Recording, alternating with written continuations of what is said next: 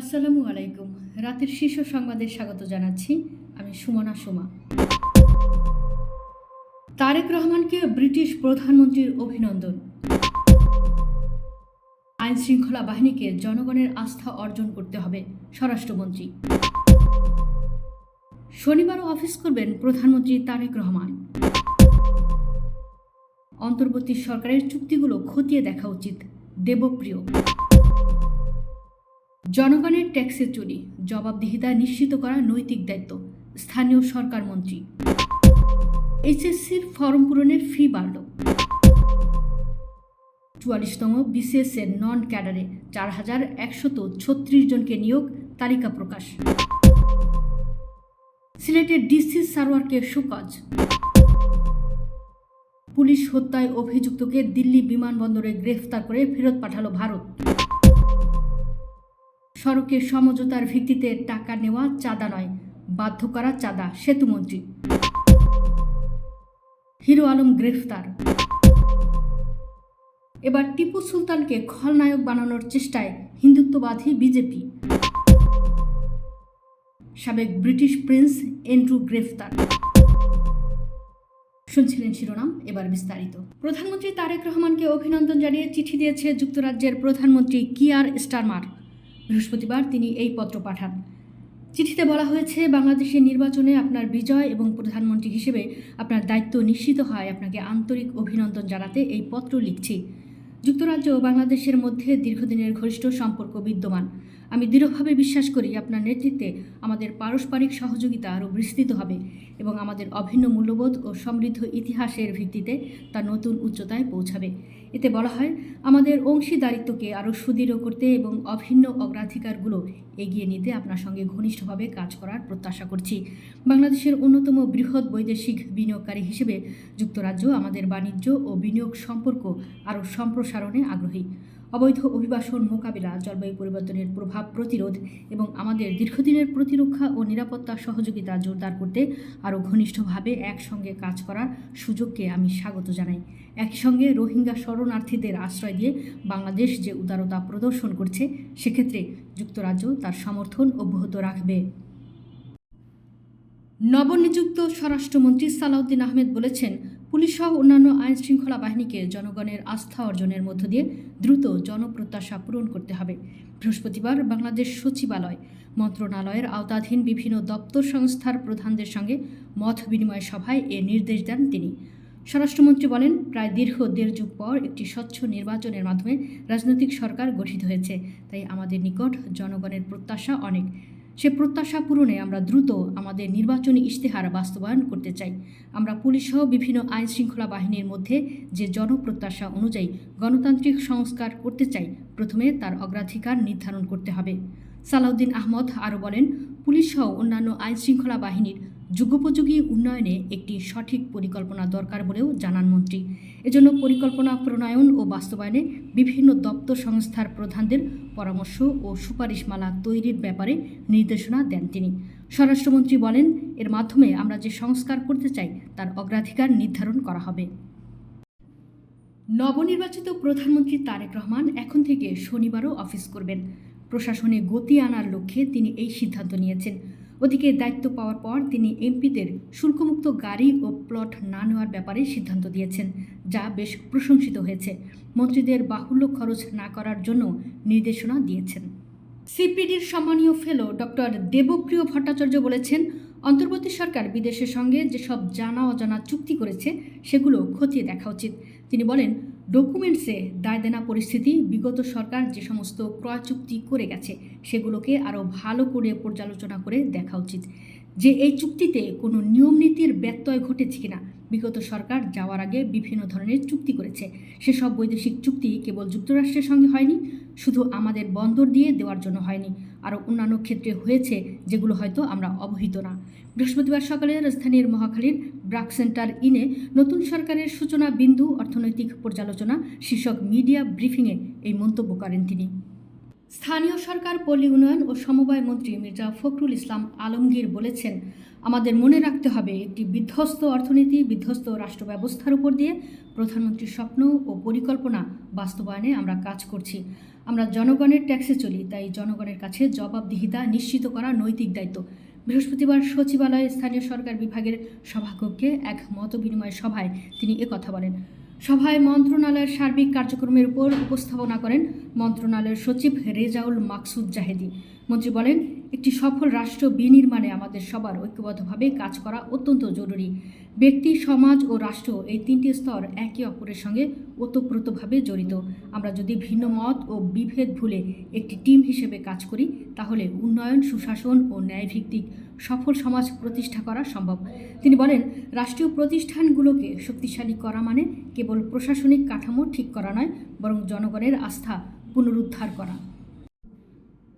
উচ্চ মাধ্যমিক সার্টিফিকেট পরীক্ষার ফর্ম পূরণের ফি বাড়িয়েছে ঢাকা মাধ্যমিক ও উচ্চ মাধ্যমিক শিক্ষা বোর্ড। গত বছর বিজ্ঞান শাখায় যেখানে ফি ছিল ২,৭৮৫ টাকা, এবার তা বেড়ে হয়েছে ২,৯৯৫ টাকা, অর্থাৎ বৃদ্ধি পেয়েছে ২১০ টাকা। একই হারে বেড়েছে মানবিক ও ব্যবসায়ী শিক্ষা শাখারও ফিও। বৃহস্পতিবার ঢাকা মাধ্যমিক ও উচ্চ মাধ্যমিক শিক্ষা বোর্ডের ওয়েবসাইটে এ সংক্রান্ত বিজ্ঞপ্তি প্রকাশ করা হয়। বিজ্ঞপ্তির তথ্য অনুযায়ী আগামী ১ মার্চ থেকে এই পরীক্ষার ফর্ম পূরণ শুরু হবে, চলবে ৯ মার্চ পর্যন্ত।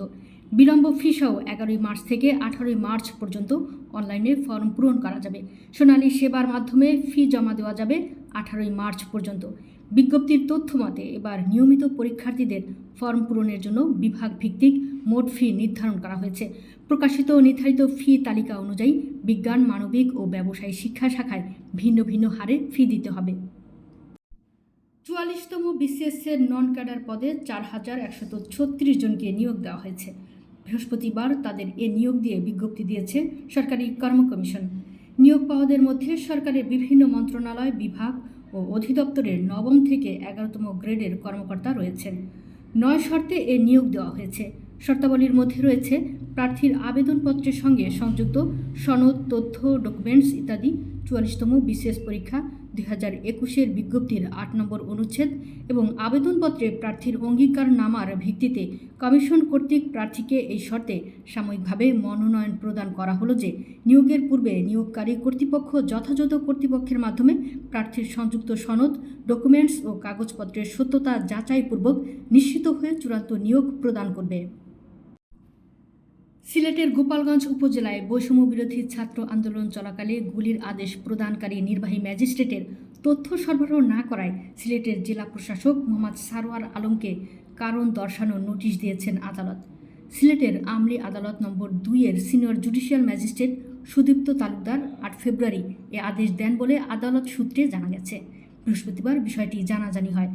আদালত সূত্রে জানা গেছে, ২০২৪ সালের ৪ আগস্ট দুপুরে গোপালগঞ্জ উপজেলার ধারাবহর এলাকার উপজেলা স্বাস্থ্য কমপ্লেক্সের সামনে বৈষম্য বিরোধী আন্দোলন চলছিল। এ সময় পুলিশের গুলিতে তাজ উদ্দিন নামের এক ব্যক্তি গুলিবিদ্ধ হয়ে নিহত হন। এ ঘটনায় নিহতের স্ত্রী রুলি বেগম গোপালগঞ্জ থানায় একটি হত্যা মামলা দায়ের করেন। মামলায় আইনশৃঙ্খলা রক্ষাকারী বাহিনীর গুলিতে তার স্বামী নিহত হয়েছেন বলে অভিযোগ আনা হয়। ২০২৪ সালের ৫ আগস্ট গণ অভ্যুত্থানের সময় হবিগঞ্জের বানিয়াচং থানার সাব ইন্সপেক্টর সন্তোষ চৌধুরীকে হত্যার ঘটনায় অভিযুক্ত বাংলাদেশি ছাত্র আহমেদ রাজা হাসান মেহেদীকে ইউরোপে পালানোর সময় দিল্লি বিমানবন্দর থেকে গ্রেফতার করে বাংলাদেশে ফেরত পাঠানো হয়েছে। বৃহস্পতিবার ভারতীয় সংবাদ মাধ্যম এনডিটিভির এক প্রতিবেদনে এই তথ্য প্রকাশ করা হয়।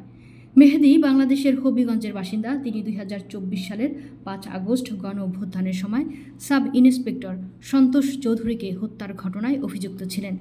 ৫ আগস্ট বাংলাদেশের প্রাক্তন প্রধানমন্ত্রী শেখ হাসিনা যেদিন দেশ ছেড়ে পালিয়েছেন, সেদিন একটি পুলিশ স্টেশনে হামলার সময় সন্তোষ চৌধুরীকে হত্যা করা হয়েছিল। পরে তার লাশ গাছে ঝুলন্ত অবস্থায় পাওয়া যায়। সেদিন বাংলাদেশের বিভিন্ন স্থানে অগ্নিসংযোগ ও লুটপাটের একাধিক ঘটনা ঘটেছিল। সংশ্লিষ্ট সূত্র অনুসারে অনলাইনে ভাইরাল হওয়া একটি ভিডিওতে এর আগে মেহেদীকে পুলিশ হত্যার দায় স্বীকার করতে দেখা গেছে। সড়কে বিভিন্ন পরিবহন থেকে সমঝোতার ভিত্তিতে টাকা নেওয়া হলে সেটা চাঁদা নয়, বরং টাকা দিতে বাধ্য করা হলে সেটা চাঁদা বলে মন্তব্য করেছেন সড়ক পরিবহন ও যোগাযোগ মন্ত্রী শেখ রবিউল আলম। বৃহস্পতিবার বিকেলে সচিবালয়ে সাংবাদিকদের সঙ্গে একথা বলেন। সড়ক পরিবহন মন্ত্রী বলেন, সড়কে পরিবহনের চাঁদা যেটা বলা হয় সেভাবে আমি চাঁদা দেখি না।